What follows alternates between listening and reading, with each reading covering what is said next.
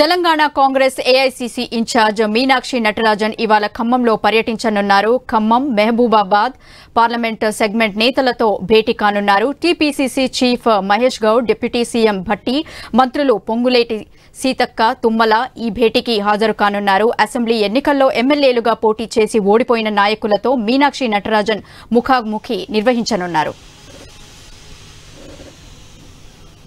దీనిపై మరింత సమాచారం మా ప్రతినిధి నవీన్ ఫోన్ లైన్ లో అందిస్తారు. నవీన్,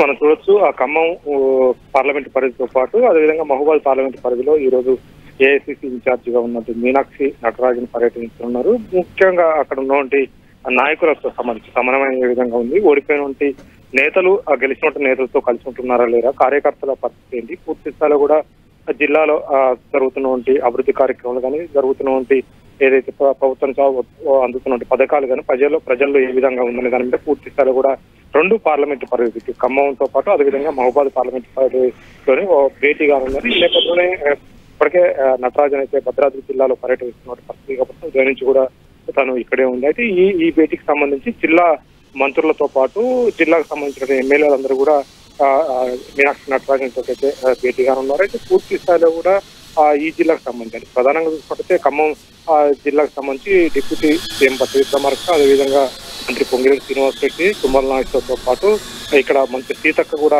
వస్తున్నట్టు పరిస్థితిగా పడుతుంది.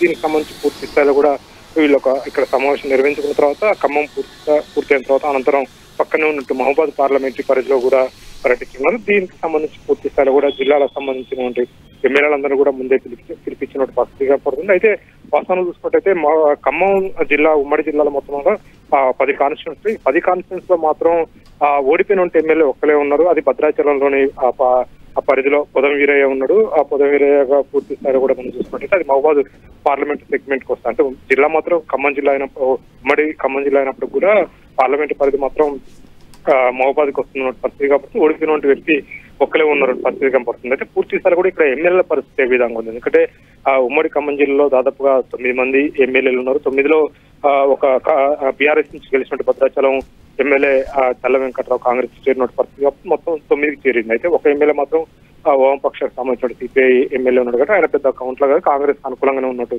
పరిస్థితి కాదు, కాంగ్రెస్ పొత్తులో ఆయన గెలిచాడు. అయితే మిగతా 9 మంది ఎమ్మెల్యేలతో పాటు అదేవిధంగా మహబూబాద్ పార్లమెంట్ పరిధిలో ఉన్న కొంతమంది అక్కడ ఆ జిల్లాకు సంబంధించి ఎవరు ఉన్నారు ఏంటంటే దాని మీద పూర్తి స్థాయిలో కూడా ఎమ్మెల్యేలందరూ కూడా పిలిచినట్టు పరిస్థితిగా పడుతుంది. పూర్తి స్థాయిలో కూడా ఎమ్మెల్యేల మధ్య సమన్వయం ఏ విధంగా ఉంది, మంత్రులకి ఎమ్మెల్యేలకి ఏ విధంగా కోఆర్డినేషన్ నడుస్తుంది, పూర్తి స్థాయిలో కూడా పథకాలకు సంబంధించి కానీ జిల్లాలో మంత్రులకు సంబంధించి ఎమ్మెల్యేలకి పూర్తిగా ఏమైనా గొడవలు ఉన్నాయా, ఎందుకంటే ఏ విధంగా ఉంది, పూర్తి స్థాయిలో కూడా ఇప్పుడు జరుగుతున్నటువంటి సిచ్యువేషన్ అంటే దాదాపు ఏడాది దాటింది కాంగ్రెస్ పాలన వచ్చి, అప్పటి నుంచి ఇప్పటి వరకు కూడా ప్రజల్లో ఎలాంటి స్పందన ఉంది, ప్రజల్లో ఎమ్మెల్యేలు కనుక పోయినప్పుడు కానీ మంత్రులు పోయినప్పుడు ఎలా రెస్పాండ్ అవుతున్నారు, ఇప్పటికే కొన్ని పథకాలు ప్రభుత్వం ఏదైతే కాంగ్రెస్ అధికారంలోకి వచ్చినాక అమలు చేస్తున్నట్టు కొన్ని పథకాలని ఆ పథకాలు ఏ విధంగా ప్రజలకు తీసుకెళ్తున్నారు, ప్రజల నుంచి ఏ విధమైన స్పందన ఉంది, ఇంకా ప్రజలకి ఎలాంటి పథకాలు కోరుకుంటున్నారు ప్రభుత్వం నుంచి అనే దాని మీద కూడా పూర్తిగా కూడా ఎమ్మెల్యేలతో నేరుగా భేటీ కానుంది. ఈ నేపథ్యంలో పూర్తి స్థాయిలో కూడా భద్రాద్రి జిల్లాలో పర్యటిస్తున్నట్టు మీనాక్షి నటరాజన్ కి పూర్తిగా కూడా ఇక్కడ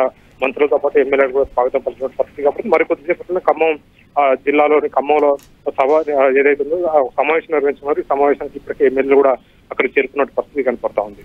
థ్యాంక్ యూ నవీన్.